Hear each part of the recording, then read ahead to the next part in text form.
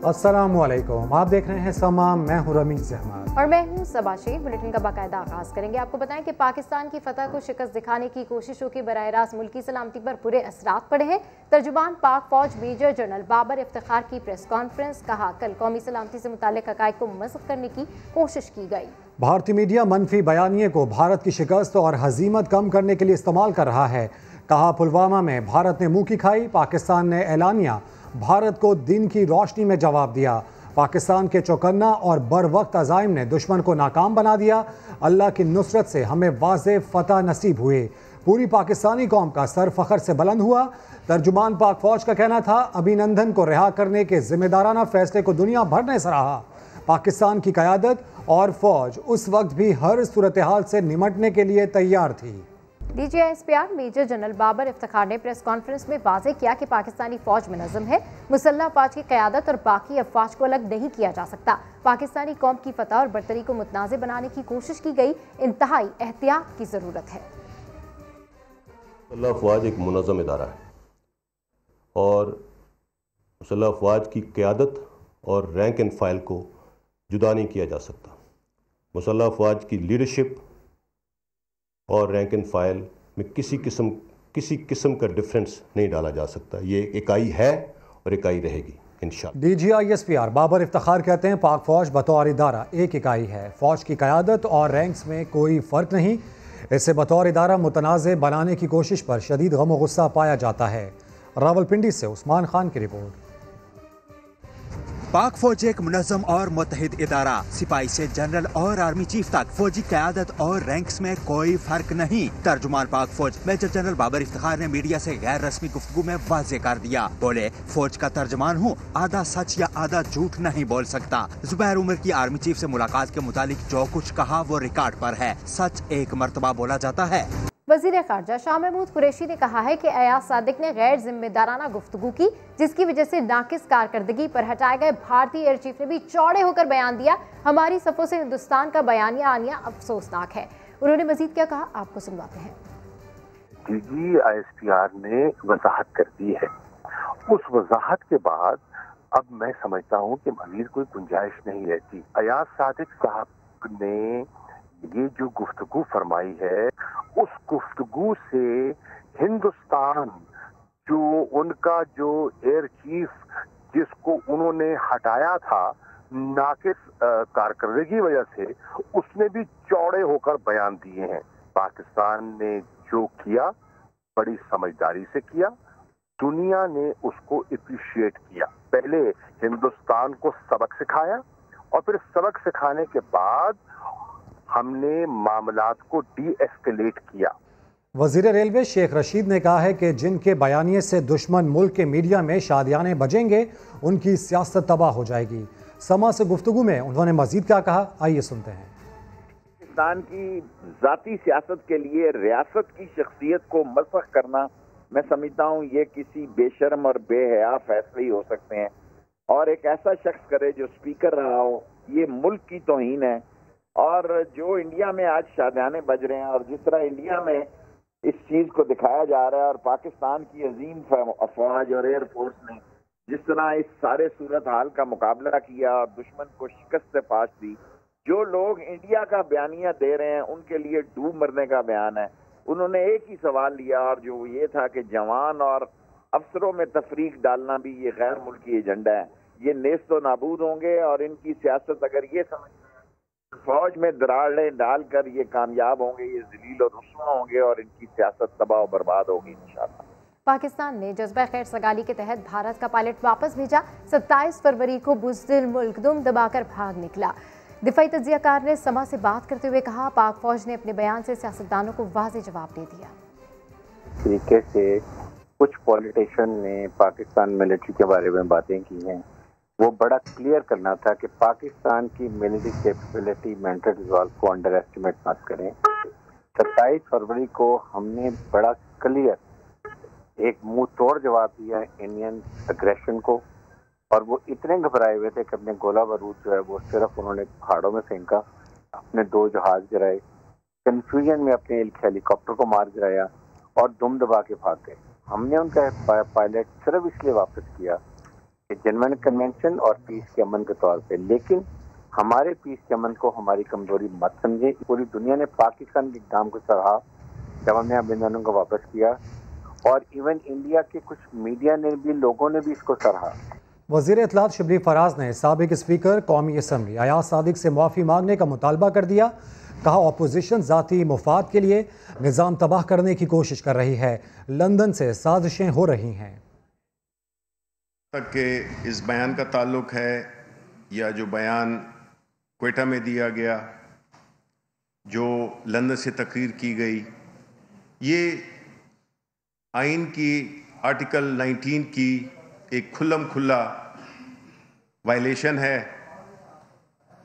और कानून आइन इस बात की इजाज़त नहीं देता। अगर उन्होंने माफ़ी मांग ली, पार्लियामेंट में माफ़ी मांग ली, फिर तो ठीक है। पीडीएम की लीडरशिप ने माफ़ी मांग ली, फिर तो ठीक है। अदरवाइज कानून को अपना रास्ता लेना चाहिए। लेकिन फिर साथ में कोई ये नहीं होगा कि कोई कहे कि जी ये देखें सियासी मुखालफत हो रही है, उसमें हम, ये इन्होंने खुद अपने आप को एक्सपोज कर दिया है। और अभी आपको बताएं कि वफाकी वज़ीर अली ज़ैदी कहते हैं कि अयाज सादिक को आज से मीर सादिक कहना चाहिए। उनका मजीद कहना है कि पाकिस्तान इन मुजरिमान के हाथों पहले ही बहुत नुकसान उठा चुका है। उनका मजीद कहना है कि ये सियासतदानों के बहरूप में मुल्क को नुकसान पहुँचाते हैं। आपको बताएं वफाकी वज़ीर अली ज़ैदी का कहना है कि अयाज सादिक को आज से मीर सादिक कहना चाहिए। पाकिस्तान इन मुजरिमान के हाथों पहले ही बहुत नुकसान उठा चुका है, ये सियासतदानों के बहरूप में मुल्क को नुकसान पहुँचाते हैं। कहा जाता है पहले तोलो फिर बोलो। कल का सख्त बयान, आज नरम वजाहतें। साबिक स्पीकर कौमी असम्बली अयाज सादिक ने वजाहत की है कि उनके बयान को भारतीय मीडिया ने सयाको सबाक से हटकर पेश किया। अभिनंदन ने पाकिस्तान पर हमला किया था, वो यहाँ मिठाई बांटने नहीं आया था। उन्होंने मजीद क्या कहा, आपको सुनवाते हैं। कांप रहे थे, पसीने माथे पे थे। क्या अब अयाज सादिक की टांगे कांपने लगी? पहले बगैर तोले बोले, जो मुंह में आया बोले, दुश्मन को मौका दे दे कर बोले, और जब अपनी शिकस्त पर सीना को भी करता दुश्मन भारत। अयाज सादिक के बयान के बाद खिलखिलाया, बयान का खूब मजा उड़ाया, तो नून लीगी रहनुमा को ख्याल आया और सख्त बयान पर नरम वजाहतें देने चले आए। हिंदुस्तान टेलीविजन का और मीडिया का जो रद्द अमल आया, वो मेरी स्टेटमेंट को डिस्टॉर्ट करके और उसको उसके अल्फाज से खेल के उसको चेंज करने की कोशिश की गई। मैं एक चीज़ तो क्लैरिटी से कह दूं कि अभिनंदन पाकिस्तान को मिठाई बांटने नहीं आया था, अभिनंदन ने पाकिस्तान के ऊपर हमला किया। अयाज सादिक के अभिनंदन से मुतालिक बयान पर फवाद चौधरी का भी जवाब आ गया। अयाज सादिक को झूठा करार दे दिया, कहा हमारी टांगे नहीं कांप रही थी, पाकिस्तान के बेटों ने हिंदुस्तान में घुसकर उसे मारा है। आप पाकिस्तान की हुकूमत पर तनकीद कीजिए, आप पीटीआई के ऊपर तनकीद कीजिए, आप रियासत के ऊपर तनकीद ना कीजिए। अयाज सादिक साहब ने कल यहाँ पर बात की, शाह महमूद कुरैशी साहब की टांगें कांप रही थी, कह रहे थे हिंदुस्तान हमला कर रहा है। हमने हिंदुस्तान को घुस के मारा है जनाब स्पीकर वहां पे। और पुलवामा में जो कामयाबी है, आप असेंबली के फ्लोर के ऊपर आप बातें कर रहे हैं और फिर झूठ इतने एतमाद से बोल रहे हैं कि झूठा शख्स भी क्या बात करेगा। पाकिस्तान के उन अजीम बेटों ने जिस तरह घुस के हिंदुस्तान के अंदर उसकी पिटाई की, वो तो हिंदुस्तान का अपना मीडिया उसके ऊपर शर्मिंदा है, हिंदुस्तान के अपने जो सियासी क़यादत है वो उसके ऊपर शर्मिंदा है। और आप कह रहे हैं कि हमारे टांगें कांप रही थी। कुछ ख्वाजा साहब से एक लाइन मुस्तार लेते हुए कि कुछ शर्म होती है, हया होती है। और एहसन इकबाल के दिल की बात ज़बान पर आ ही गई। कहा जो बात हमने अंदर कही वो उन्होंने नहीं सुनी, अब हम कह रहे हैं हमारी बात सुनो। कमरे में बात ना सुनी जाए तो बाहर आकर करना पड़ती है। दावा किया कि दो कुव्वतें मुल्क में मार्शल लॉ की ख्वाहिश रखती हैं। इमरान खान का खेल ख़त्म हो चुका, वो मार्शल लॉ चाहते हैं। कि दो कुव्वतों की इस वक्त कोशिश है कि मुल्क में मार्शल लॉ लगे। एक, क्योंकि उसकी गेम इज़ ओवर और वो समझता है कि अगर वापस मुस्लिम लीग नून आ गई तो मेरी सियासी मौत है हमेशा के लिए, ना तारीख़ में भी मेरी मौत है। तो वो ये कभी नहीं चाहेगा कि इक़्तिदार दोबारा मुस्लिम लीग नून के पास जाए। उसको ये सूट करता है कि अगर मैं नहीं तो फिर मार्शल लॉ। दूसरी जो anti Muslim nuclear army forces हैं जो पाकिस्तान की फ़ौज को डीन्यूक्लियराइज देखना चाहते हैं, वो समझते हैं कि फ़ौज को अवाम के सामने ला के इसकी इंटरनल वीकनिंग की जाए, और उसका एक ही रास्ता है कि जब फ़ौज बराह रास्त मुल्क टेक ओवर करके अवाम के सामने आ खड़ी होगी। तो लिहाजा जब अवाम और फ़ौज के दरमियान एक बदएतमादी पैदा होगी तो फिर ये इदारा कमज़ोर हो जाएगा। हम तो देखें ना, हम तो मुसलसल ये कह रहे हैं कि आपकी सियासत में परछाई आपके मफाद के ख़िलाफ़ है। देखें ना, नहीं इसी तरह प्रेशर उनको, हम तो जो हमारे इस पूरे दबाव का एक मकसद यही है कि उनको हमने जो चीज़ पहले अंदर कही उन्होंने नहीं सुनी, अब बाहर कह रहे हैं यार ये बात सुनो, खुदा के लिए ऐसा ना करो। जब आपकी बात कमरे के अंदर कोई ना सुने तो कमरे के बाहर ही करनी पड़ती है ना, बचाने के लिए कि बचो यार। बात करेंगे वज़ीर आज़म और आर्मी चीफ की मुलाकात की। वज़ीर आज़म ने कहा पूरी कौम दुश्मन के बुज़दिलाना कार्रवाइयों के खिलाफ मुत्तहिद है। वज़ीर आज़म हाउस से जारी एलामिये के मुताबिक सिविल और अस्करी क़यादत की मुलाकात में पाक फ़ौज के पेशा वराना उमूर, दाखिली और खारजी सलामती की सूरत हाल पर भी बातचीत की गई। वज़ीर आज़म ने मादरे वतन के दिफा के लिए अपनी जानों का नजराना पेश करने वाले पाक फ़ौज, FC और कानून नाफिज करने वाले इदारों के बहादुर सपूतों को खिराज अकीदत पेश किया। कौमी असम्बली का इजलास कोरम की निशानदही से शुरू हुआ, कोरम की निशानदही पर ख़त्म हो गया। हुकूमती और अपोजिशन अरकान एक दूसरे पर बरसते रहे। इस्लामाबाद से उस्मान खान की रिपोर्ट। कौमी असम्बली के इजलास में आगाज पर ही अपोजिशन की जानिब से कोरम की निशानदही, गिनती पर कोरम पूरा निकला। फिर हुकूमत और अपोजिशन एक दूसरे पर खूब गरजे बरसे। दवाएं कई गुना महंगी करने पर अपोजिशन की कड़ी तनकीद। जाले रहनुमा राजा परवेज अशरफ का PDM मुखालिफिन पर करारा वार। जो आप इतना अरसा कंटेनर पर बैठे हैं वो आईनी और कानूनी है, और अगर PDM एहतजाज की तरफ जाए या प्रोसेशन या जलसे जुलूस की तरफ जाए तो उसको आप गैर कानूनी नहीं कह सकते। तो मेरी इस्तदा ये होगी कि उस रेजोल्यूशन को जो है वो आज हाउस जो है वो वापस ले। विफाकी वजीर फवाद चौधरी ने भी चैलेंज कर दिया कि PDM 2028 तक इमरान खान को इक़्तिदार से हटा कर दिखाए। TDM जलसों के लत्ते भी ले लिए। मसला ये है कि 3 जलसे हुए और उनमें 3 बयानिए सामने आए। फौज और अदलिया मुल्क के मफाद के खिलाफ काम कर रहे हैं। उर्दू हमारी जुबान नहीं है और हमें आजाद बलूचिस्तान चाहिए। नवाज शरीफ साहब के तो पैसे फंसे हुए हैं, वो बात करे तो ठीक है। 8 केस आज आप उसमें कर दें तो आज फौज भी बड़ी साफ सुथरी हो जाएगी, इमरान खान भी पाकिस्तान का बेस्ट लीडर हो जाएगा। फवाद चौधरी को जवाब देने के लिए ख्वाजा आसिफ उठे तो हुकूमती अरकान खामोशी के साथ ऐवान से निकल गए। हुकूमती रुकन अताउल्लाह ने कोरम की निशानदेही भी कर दी। कोरम टूटने पर इजलास गैर मुअय्यना मुद्दत के लिए मुलतवी कर दिया गया। मौलाना फजल रहमान कहते हैं मौजूदा हुकूमत अपनी खराब कारकर्दगी और पॉलिसीज की वजह से नाकाम हो चुकी, उनसे मुज़ाकरात के हक में नहीं। उन्होंने इलेक्शन कमीशन से नए इंतखाबात कराने का मुतालबा भी कर दिया। मौलाना फजल रहमान मुल्तान में मीडिया से गुफ्तगू कर रहे थे। हुकूमत कारकर्दगी के लिहाज से बहुत पीछे चली गई है।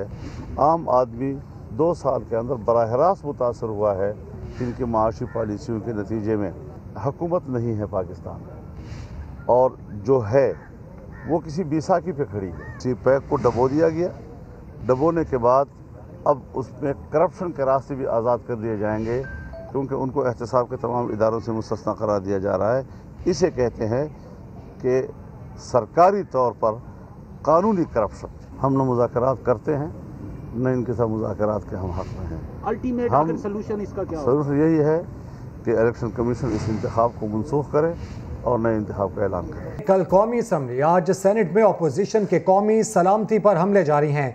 सेनेटर अताउर रहमान की सेनेट में शर्मनाक तकरीर, मुल्क की खातिर जान की बाजी लगाने वालों को ही मुल्क में दहशतगर्दी का जिम्मेदार करार दे दिया। बिल्कुल, हम आपको इस आम खबर से अपडेट कर रहे हैं। कल कौमी असम्बली, आज सेनेट में अपोजिशन के कौमी सलामती पर हमले जारी। सेनेटर अताउर रहमान की सेनेट में शर्मनाक तकरीर, मुल्क की खातिर जान की बाजी लगाने वालों को ही मुल्क में दहशतगर्दी का जिम्मेदार करार दे दिया। उनका मजीद क्या कहना था आपको सुनवाते हैं।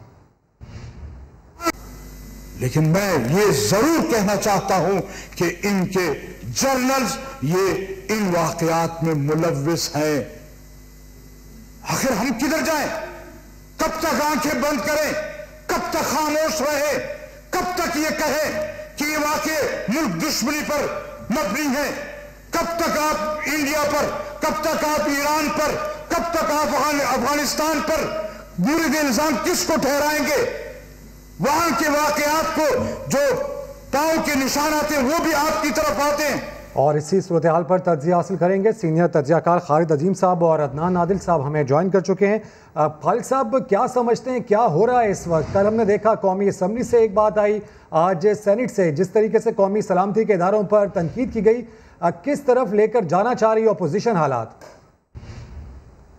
मेरे लिए तो बावर करना मुश्किल था कि ये एक बहुत बड़ी जमात, एक जिसका दीनी हलकों में एक बहुत बड़ा एहतराम है, उसकी जमात के एक सीनियर रहनुमा, उस पार्टी के सरबराह के छोटे भाई वो बात कर रहे थे। मुझे तो ऐसे लग रहा था कि कोई ऐसा शख्स बोल रहा है जिसका मकसद इंडिया और अफ़गानिस्तान की एजेंसियां और उनके इदारों को डिफेंड करना है। बहुत अजीब लगा मुझे, और ये बहुत दुख के साथ मैं ये बात कर रहा हूँ कि ये सारे का सारा तो वो बयानिया है जिसके बाद शायद इंडिया और अफ़गानिस्तान को किसी और जगह पे कोई और बयान पेश करने की ज़रूरत नहीं। पाकिस्तान का सारा केस जो है वो धड़ाम से गिर गया। हम सारी दुनिया को बता रहे हैं कि पाकिस्तान के अंदर तखरीबकारी, दहशतगर्दी की जितनी वारदातें हैं उसके पीछे इंडिया है, और हम ये कह रहे हैं कि इंडिया अपने इन मकासद की तकमील के लिए अफ़गानिस्तान की सरज़मीन को भी इस्तेमाल करने से नहीं चूकता। हम ये कह रहे हैं कि बहुत जगह पे ऐसे शवाहिद मौजूद हैं कि जिसमें रा और NDS का नेक्सस हमें दिखाई देता है। साहब, डिस्कशन को कंटिन्यू करेंगे। इस वक्त हमें वफाकी वज़ीर इत्तला शिबली फराज ने ज्वाइन किया है। बहुत शुक्रिया सर, आपने समा के लिए वक्त निकाला। सर, जिस तरह की ये ओवरऑल सूरत हाल है, इस पर आप क्या कहेंगे? कल कौमी असम्बली, आज सेनेट में अपोजिशन के कौमी सलामती पर हमले जारी हैं, और ये बात किसी और ने नहीं, अताउर रहमान साहब ने की है, क्या कहेंगे? देखिए, ये तो हमने ये देख लिया है कि इससे ये एस्टेब्लिश हो गया है, इससे ये चीज़ प्रूफ हो गई है कि इनका ये एक मुनज़्ज़म इनका एक एजेंडा है। मौलाना फजलुर रहमान, बिकॉज ये अताउर रहमान उनके भाई हैं, और अयाज सादिक, फिर कराची, लाहौर, कराची में इन्होंने जो की बातें, गुजरावाले में जो बातें की, बलूचिस्तान में, क्वेटा में जो बातें की, उससे ये जाहिर हो गया, ये कंफर्म कर दिया है इन्होंने कि ये एक मुल्क दुश्मन एजेंडे पे हैं। इस किस्म की बातें पार्लियामेंट में करना और इस किस्म की बातें बाकी जलसों में करना, इससे मुराद ये है कि ये हमारे किसी को भी नहीं बल्कि हमारे अजली दुश्मन भारत को ये खुश कर रहे हैं। ये वो मटेरियल दे रहे हैं जिससे कि पूरे पाकिस्तान की रुसवाई हो दुनिया भर में, और जो भी हमारे बारे में जो गलत बातें फैलाई गई थी उनको उनकी तस्दीक करके ये उनको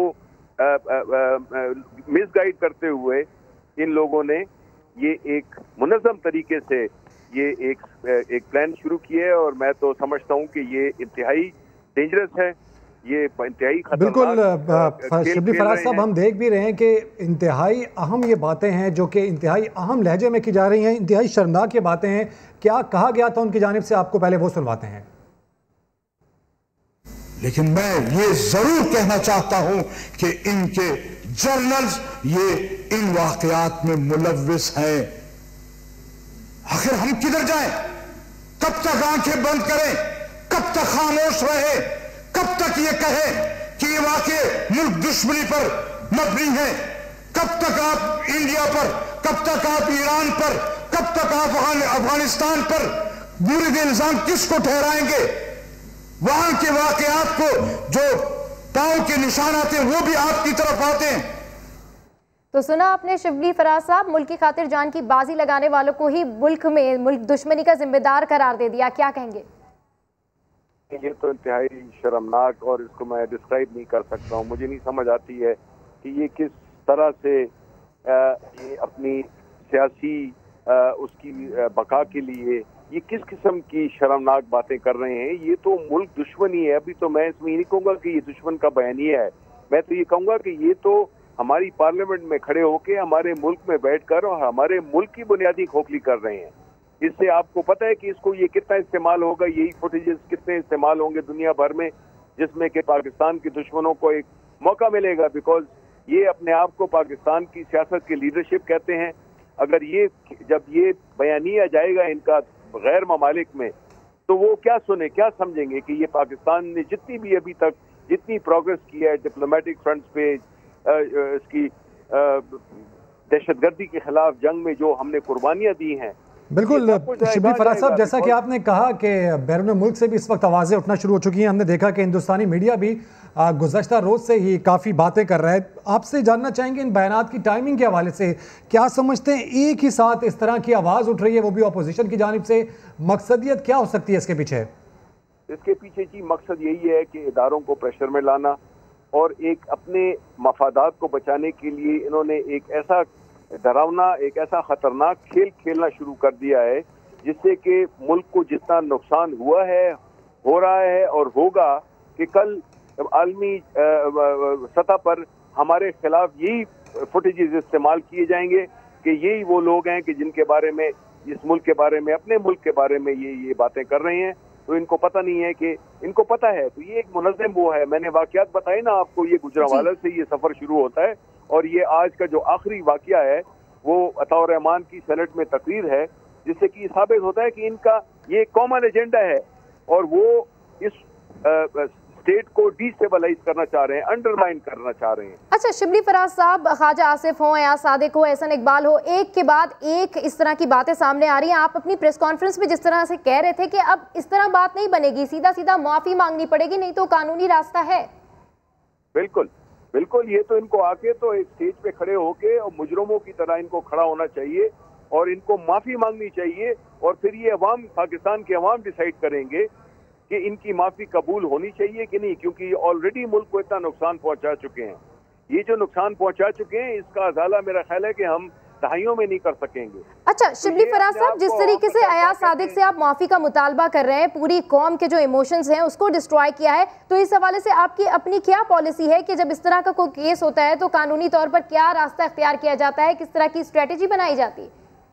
देखें, बात यह है कि ये तो आर्टिकल 19 की खुल्लम खुल्ला वायलेशन है और ये कहीं कानून और आइन की बात करते हैं, लेकिन इनको इसका अकाउंटेबल अब ठहराना चाहिए। अब इन्होंने अपने आप को फुली एक्सपोज कर दिया है पाकिस्तान के अवाम के सामने। इन्होंने अपनी पूरी असली, अपने मकरू चेहरे ये दिखा दिए हैं कि हम अपने इक़्तिदार के लिए, हम अपने असासों को, अपने पैसों को बचाने के लिए हम मुल्क को भी दाव पे लगा सकते हैं। ये इन्होंने प्रूव किया है और जाहिर है कि कानून अपना रास्ता लेगा। बिल्कुल शिबली फराज साहब, जैसा कि हम देख भी रहे हैं कि जो दुश्मन मुल्क भारत है वो इन बयानात को बहुत ज़्यादा कैच भी कर रहा है, हेडलाइंस वहाँ पर बन रही है। आपसे ये जानना चाहेंगे आपको मकसद क्या दिखाई दे रहा है कि एक वो इदारा जिस पर पाकिस्तानी अवाम सबसे ज़्यादा एतमाद करते हैं उसको बराह रास्त निशाना बनाया जा रहा है गुज़श्ता एक माह से? बिल्कुल, देखिए ना, अगर आपने सीरिया का, आपने लीबिया का, आपने इराक का आपने हाल देखा कि जो दुश्मन ने पहले क्या किया कि उसकी फौज को उन्होंने डिस्ट्रॉय किया, उसके बाद तो मुल्क बिल्कुल फिर लावारिस हो गया। पाकिस्तान की जो फौज है वो जितनी ऑर्गेनाइज, जितनी डिसिप्लिन, जितनी प्रोफेशनल है, यही तो एक चीज है जो कि हमारे दुश्मनों की आंख में खटकती है कि इसको वो अभी तक न्यूट्रलाइज नहीं कर सके। चाहे उन्होंने नवाज शरीफ को इस्तेमाल किया जिसने कि अंडरमाइन करने की कोशिश की हमेशा इदारों को, चाहे वो जुडिशरी हो, चाहे वो फौज हो, तो इनका मकसद ये दुश्मन का एजेंडा। अब तो मतलब है, पहले तो आदमी को थोड़ा वो होता था कि इतनी बात नहीं होगी, लेकिन अब तो इन्होंने ये हर रोज ये प्रूव कर रहे हैं, हर रोज ये आवाम को बता रहे हैं कि देखें हम एक ऐसा खेल खेलने जा रहे हैं जिसमें कि हमें परवाह नहीं है कि मुल्क की सालमियत पे कोई आंच आती है या मुल्क की सालमियत पे कोई हर्फ आता है। तो ये तो अब इन्होंने अपने आप को, देखें ये अल्लाह ताला का निज़ाम है कि इनकी असलियत, इनके मकरू चेहरे अब आवाम को नजर आ गए हैं। इसके बाद तो मेरा ख्याल है कि इनको जब ये किसी और जगह जलसा करेंगे तो इनको तो जूते पड़ेंगे। इस किस्म की बातें करना, इसके अलावा इनका कोई होगा, इनका लोग जूतों से इस्तेमाल करेंगे। जी बहुत शुक्रिया। वफाकी वज़ीर इत्तलात शिबली फराज समा से गुफ्तगू कर रहे थे। इंतहाई अहम खबर के ऊपर डिस्कशन हो रही है। कल कौमी असम्बली, आज सेनेट में अपोजिशन के कौमी सलामती पर हमले जारी हैं। सेनेटर अताउर रहमान की सेनेट में शर्मनाक तकरीर, मुल्क की खातिर जान की बाजी लगाने वालों को ही मुल्क में दहशतगर्दी का जिम्मेदार करार दे दिया है। आम खबर है जिससे आपको अपडेट कर रहे हैं। कल कौमी असम्बली, आज सेनेट में अपोजिशन के कौमी सलामती पर हमले जारी हैं। पाकिस्तानी ऐवानों से भारतीय बयानिया, पहले उर्दू ज़बान पर हमला, कभी बलोचिस्तान आज़ाद करने की बातें, मुल्क की खातिर जान देने वालों पर हमले। अपोजिशन अरकान आजकल किस बयानिए का प्रचार कर रहे हैं, आइए आपको दिखाते हैं। लेकिन मैं ये कहना चाहता हूं कि इनके जर्नल्स ये इन वाकयात में मुलव्विस हैं। आखिर हम किधर जाएं? कब तक आंखें बंद करें? कब तक खामोश रहे? कब तक ये कहे कि ये वाकये मुल्क दुश्मनी पर मबनी है? कब तक आप इंडिया पर, कब तक आप ईरान पर, कब तक आप अफगानिस्तान पर मुरीद इल्जाम किसको ठहराएंगे? वहां के वाकयात को जो पांव के निशान आते हैं वो भी आपकी तरफ आते हैं। अभिनंदन की क्या बात करते हैं?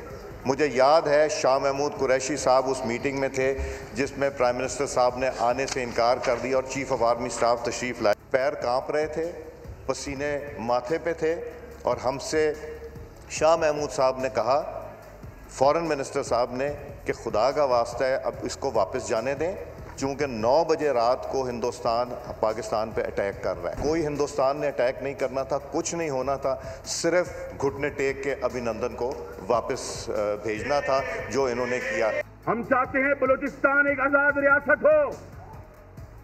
आज बलूचिस्तान का माहौल ऐसा ही है जैसे आप किसी पसमानदा इलाके में आ गए हैं। सिविल इंतज़ामिया, सिलेक्टेड हुक्मरान, यहाँ तक कि हमारे इदारे तक कह रहे थे कि क्वेटा में जलसा नहीं होना चाहिए इसलिए कि दहशतगर्द वाफिर मिकदार में क्वेटा में दाखिल हो गए हैं। फिर दहशतगर्दों का पता भी बता रहे थे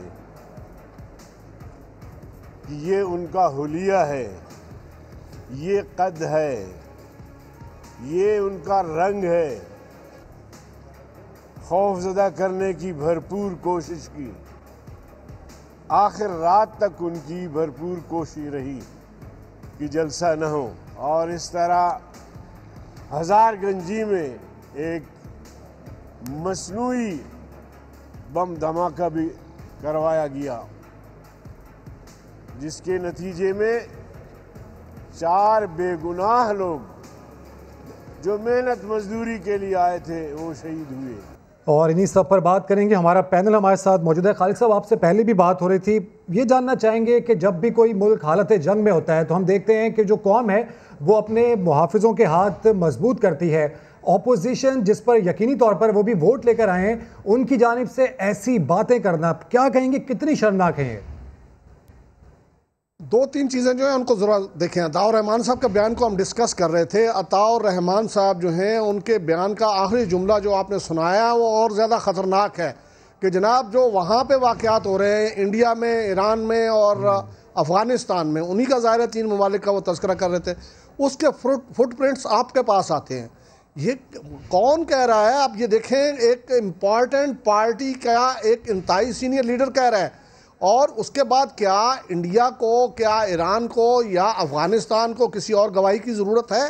वे मुकम्मल तौर पे हम यहाँ से उनके उस मौक़िफ़ की तायीद कर रहे हैं कि हम वहाँ आपके यहाँ जो वाक़यात हो रहे हैं उसके फुटप्रिंट्स जो हैं आप इधर उसको ले आएँ।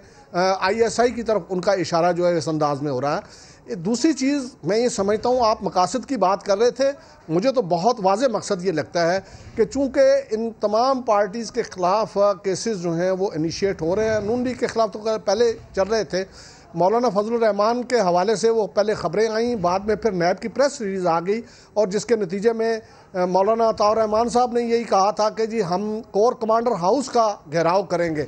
लग ये रहा है कि आज ये सख्त लबो लहजा अपनाने के बाद एक स्मोक स्क्रीन जो है वो खड़ी कर रहे हैं। अब वो एक उसके यानी एक दीवार खड़ी की जा रही है ताकि ये कहें कि हमारे ख़िलाफ़ ये जो मुकदमात हैं ये किसी करप्शन की बुनियाद पे नहीं है, बल्कि हमने चूँकि सख्त लबो लहजे में इनके ख़िलाफ़ तनकीद की थी, लिहाजा हमें इंतकाम का निशाना बनाया जा रहा है। तो ये सारी ऐसी चीज़ें हैं, मैं ये समझता हूँ कि इसके लिए शर्मनाक लफ्ज़ भी बहुत छोटा है, ये खतरनाक है। ये बिल्कुल इंतहाई खतरनाक बातें की गई हैं। बिल्कुल बिल्कुल। अदनान आदिल साहब हमारे साथ मौजूद हैं। अदनान आदिल साहब, कभी आज़ाद बलूचिस्तान की बातें, कभी पाकिस्तानी ऐवानों से भारतीय बयानियाँ, और अगर हम बात करें अस्करी क़यादत के हवाले से तो एक के बाद एक एलिगेशन सामने आ रहे हैं। हमें तो दुश्मनों की लगता है ज़रूरत ही नहीं है। इन तमाम रहनुमाओं का कंट्री प्राइड, पेट्रियाटिज्म कहाँ गया?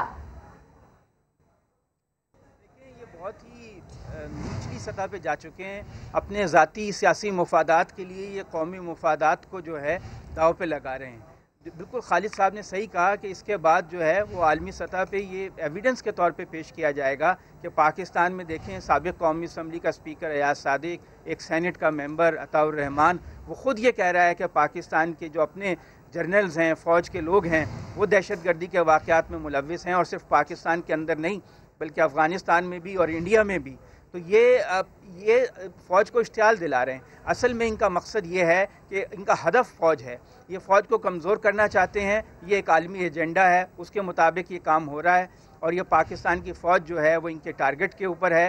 ये फ़ौज को कमज़ोर करना चाहते हैं और फ़ौज में इंतशार पैदा करना चाहते हैं, फ़ौज में तकसीम पैदा करना चाहते हैं और इनका मकसद ये है कि पाकिस्तान के ऊपर ऐसी इक़्तिसादी पाबंदियाँ लगें जिससे हुकूमत को मुश्किलात पैदा हों। ज़ाहिर है कि जब FATF का इजलास होगा, जब और जगह पे आलमी फोरम्स पे बात होगी तो वो ये एविडेंस के तौर पे पेश करेंगे कि पाकिस्तान के अपने कौमी लीडर्स जो हैं वो इस बात का एतराफ़ करते हैं कि पाकिस्तान टेरर की जो कौमी सलामती के इदारे हैं वो टेररिज्म में इन्वॉल्व हैं। तो ये तो बहुत ही ख़तरनाक सूरत हाल है। ये इमरान खान की मुखालफत में बहुत आगे निकल गए हैं। कतई कलामी की माज़रत। अदनान साहब इस वक्त वफाकी वज़ीर असद उमर साहब हमें ज्वाइन कर चुके हैं। असद साहब बेहद शुक्रिया आपके कीमती वक्त का। गुज़श्ता रोज़ हमने देखा कि अयाज सादिक की जानिब से क्या बात की गई और आपकी जानिब से उस पर रद्द-ए-अमल भी दिया गया। आज हम आपको सुनाना चाह रहे हैं कि सेनेटर अब्दुल रहमान साहब की जानिब से क्या बात की गई। लेकिन मैं ये जरूर कहना चाहता हूं कि इनके जर्नल्स ये इन वाकयात में मुलव्विस हैं। आखिर हम किधर जाएं? कब तक आंखें बंद करें? कब तक खामोश रहे? कब तक ये कहे कि ये वाकये मुल्क दुश्मनी पर मबनी है? कब तक आप इंडिया पर, कब तक आप ईरान पर, कब तक आप अफगानिस्तान पर मुरीद इल्जाम किसको ठहराएंगे? वहां के वाकयात को जो पांव के निशान आते हैं वो भी आपकी तरफ आते हैं। तो असद उमर साहब, ये अताउर रहमान साहब थे सेनेटर, जो कि सेनेट में इजहार ख्याल कर रहे थे और इस मौके पर उन्होंने बराह रास्त कौमी सलामती के इदारों को टारगेट किया है। क्या समझते हैं? इससे कबल हमने देखा कि ICG में भारत के पास कोई बयानिया नहीं था, सिर्फ नवाज शरीफ साहब का एक बयान उनकी जानिब से पेश किया गया था। आज जो हो रहा है, कल इस कौमी असम्बली में और आज सेनेट में, किस तरफ जा रही है बात? ये इसको अफसोसनाक कहना भी कम है। जो ये कर रहे हैं मुझे तो बिल्कुल हैरत भी होती है, अफसोस भी होता है। उनको तो समझ में आती है कि नवाज शरीफ क्या कर रहे हैं, वो सियासत से फारिग हो गए, मफरूर इस वक्त कैदी हैं। लेकिन इनके साथ जो हवारी हैं वो अपने आका को खुश करने के लिए जिस तरीके से एक बयानिया आगे लेकर आ रहे हैं जो सीधा सीधा भारत का बयानिया है। मुझे नहीं, मैं नहीं कहता कोई गद्दार है, ये नहीं है, लेकिन इसमें तो कोई शक ही नहीं है कि जो बयानिया लेकर आ रहे हैं। और अब इस हद तक आप चले जाएं कि अब तो बात सिर्फ मेरे कोई बात समझने की नहीं है, अब तो सीधा सीधा झूठ बोलकर तारीख को बदलने की कोशिश की जा रही है। वो जिस मीटिंग का वो जिक्र कर रहे हैं, मैं उस मीटिंग के अंदर बैठा था, मुझे वहाँ बता दें वहाँ पे और बहुत सारे लोग मौजूद थे, अपोजिशन के सारे लोग मौजूद थे, मुझे किसी एक से बता दें कि वहाँ पे अभिनंदन का जिक्र कब हुआ था। तो ये सारी बातें की जा रही हैं, अपने मुल्क को एक दफाई पोजीशन पर डालने की कोशिश की जा रही है। इंशाल्लाह ताला कामयाब नहीं होंगे, लेकिन जो हो रहा है वो अफसोसनाक उसके लिए। उमर साहब, बिल्कुल जो हो रहा है वो इंतहाई अफसोसनाक हो रहा है और ख़तरनाक हो रहा है। आप सीनियर तरीन वज़रा हैं, आप हुकूमत में हैं, आखिर ये सब कब तक चलता रहेगा? कोई लिमिट होती है? अब अस्करी क़यादत के ऊपर इस तरह से एलिगेशन सामने आ रहे हैं और इस बयान ने, अयाज सादिक के इस बयान ने तो पूरी कौम के इमोशंस को डिस्ट्रॉय किया। जी बिल्कुल ऐसा ही है, और जो सबसे बड़ी ये कीमत अदा करेंगे वो होगी यही कि कौम में अगर कोई बात सुनता भी था, कोई अगर था भी इनके लिए कोई दिल में कोई नर्म को गोशा रखता था, वो ख़त्म होता जा रहा है। और ये सियासी लीडर की सबसे बड़ी मौत ये होती है कि लोग जो हैं वो उसकी बात सुनने से इनकार कर दें और उनकी कदर जो है वो उसके नज़रों में गिर जाए। और उसमें तो कोई शक ही नहीं है कि ये जो हो रहा है इस वक्त वो रोज़ाना की बुनियाद पे अपने लिए मुकाम खोते चले जा रहे हैं। और अच्छी बात ये है कि ये बयानिया बिक नहीं रहा, ये सिर्फ पाकिस्तान नहीं है, पाकिस्तान के बाद देख लें सिवाय भारत के और कौन दोहरा रहा है। ऐसा नहीं हो रहा कि जैसे पहले होता था कि पाकिस्तान के खिलाफ खबरें लगती थी अमेरिका के भी अखबारों में, यूरोप के अंदर, ये कहीं और बयानिया नहीं बिक रहा। ये सिर्फ या ये लोग तकरीरें कर रहे हैं या ये भारत के अखबारों में और टीवी पे चल रहा है, उसके अलावा नाकाम है ये बयानिया। अच्छा असद उमर साहब, खान साहब ने ये कहा था कि अगर कोई गैर कानूनी काम करेगा तो मैं उसको जेलों में डालूंगा, लेकिन ये जो तर्ज अमल है आप कैसे देख रहे हैं, ये गैर कानूनी काम नहीं है? देखिए, मैं फिर वही, ये आखिरी काम हम ये करना चाहते हैं कि इनको सियासी शहीद बना के जो है ना और हीरो बना दें। जैसे मैंने कहा कि एक सियासतदान के लिए सबसे बड़ी मौत ये है कि लोग उससे मुतनफर हो जाएं, और जो ये झूठ बोलेंगे उसके सामने हम सच जरूर खड़ा करेंगे, और उसमें कोई शक ही नहीं है, आपको भी इसमें कोई ज़ाहिर शक नहीं होगा कि जो सच्चाई का बयानिया है लोगों को पता है, पाकिस्तान के अवाम ने हकीकत देखी है। ऐसा तो नहीं है कि पाकिस्तान ने कोई बड़ी बुज़दिली दिखाई थी और हमारे हालात बहुत ख़राब थे और हुकूमत ने कोई प्रोपेगेंडा करके दिया, सारी दुनिया ने देखा है ना, उस हकीकत को तो बदल नहीं सकते। ये जितना मर्जी झूठ बोलने की कोशिश कर ले, सिवाय अपने सियासी तौर पे अपने आप को दफनाने के, ये और कुछ भी उस पर अचीव नहीं कर रहे। बिल्कुल असद उमर साहब, अब से थोड़ी देर पहले हमारी शिबली फराज साहब से बात हो रही थी, उन्होंने आर्टिकल 19 का जिक्र किया था। आपको ये बात कितनी माने खेज लगती है कि एक साथ मुख्तलिफ जमातों के जो रहनुमा है इस तरह के बयान दे रहे हैं? जी वो तो देखें, वो तो, और ये कोई ऐसी चीज नहीं है कि जो अभी हमें लग रही है, ये आपको पता है, ये तो हमें 2 साल पहले प्राइम मिनिस्टर ने कहा था ना कि इधर ही जाएगी। आपको पता है कि जंग किस लिए हो रही है, इसका ताल्लुक ना कोई जमहूरियत से है ना सियासत से है, वो चोरी की दौलत है, उसको बचाना है उसके लिए, और उनको वो लगता है कि घेरा तंग होता जा रहा है और इसीलिए वह उनकी जो रद्द-ए-अमल है उसमें शिद्दत आती चली जा रही है, और उसमें अगर पाकिस्तान को भी नुकसान पहुंचाना पड़े अपनी दौलत को बचाने के लिए तो वो भी करने के लिए तैयार हैं। अच्छा असद उमर साहब, आपको नहीं लगता कि उनकी जो स्ट्रेटेजी है वो किस हद तक कामयाब जा रही है, क्योंकि अब सारी बातें करप्शन केसेस से हटकर किसी और तरफ जा रही हैं, एक्सपोज नहीं होते जा रहे? नहीं, मेरे ख्याल में तो बिल्कुल बुरी तरीके से नाकाम हो रही है स्ट्रेटेजी, इसलिए शायद उसके अंदर और शिद्दत लाते चले जा रहे हैं क्योंकि वो कामयाब नहीं हो रही। सबसे बड़ी बात मैं दोबारा वही दोहराऊंगा, सियासी लीडर्स हैं, उनके पास कोई फौज तो है नहीं जिससे वो फौजकशी करके मुल्क के ऊपर कब्जा कर लेंगे। उनका सियासी बयानिया जो है वो इतनी बुरी तरीके से मुस्तरद हो रहा है, अवाम में मुतनफर होती जा रही है, तो ये तो खुद अपनी सियासी मौत खुद मर रहे हैं। जी अच्छा असद उमर साहब, जिस तरीके से इन्होंने बयान दिया अस्करी क़यादत के हवाले से, तो सरप्राइज भी हम दें, तैयारे भी हम गिराएं, और जज्बा खैर सगाली के तहत जब हम अभिनंदन को छोड़ दें तो उसके ऊपर बातें भी ये बनाएं, इस बयान को कैसे देख रहे हैं आप? मैंने तो ऑलरेडी आपको जिक्र कर लिया है ना, वो एक तारीख को झुठला के एक नई तारीख पैदा करने की कोशिश कर रहे हैं। क्या से कोई 40-50 साल पहले का मामला होता तो शायद चल जाता। ये सोशल मीडिया का जमाना है, ये लाइव 24 आवर टेलीविजन का जमाना है, सारी दुनिया ने देखा हुआ है, सारी दुनिया ने गवाही दी हुई है। ये बयान दे के सिवाय अपनी रही सही साख खत्म करने के, इससे तो वो कुछ भी अचीव नहीं कर रहे हैं। इससे उनकी डेस्परेशन तो जरूर नजर आ रही है, लेकिन मैं यकीन रखता हूँ कि इससे नुकसान पाकिस्तान को कोई नहीं हो रहा, ये सिर्फ अपना नुकसान कर रहे हैं। बिकॉज जो पाकिस्तान का बयानिया, जो पाकिस्तान की पॉइंट ऑफ व्यू है, वो दुनिया ने देखा है, वो रिकॉर्ड पे है, वो सबके सामने मौजूद है। जी बहुत शुक्रिया। इस वक्त असद उमर समा से गुफ्तगू कर रहे थे। इस पर गुफ्तगू करने के लिए हमारे पैनलिस्ट भी हमारे साथ मौजूद थे, खालिद अजीम साहब, अदनान आदिल साहब, आपका शुक्रिया। एक ब्रेक के बाद आप देख सकेंगे प्रोग्राम 7 से 8। देखते रहिए समा।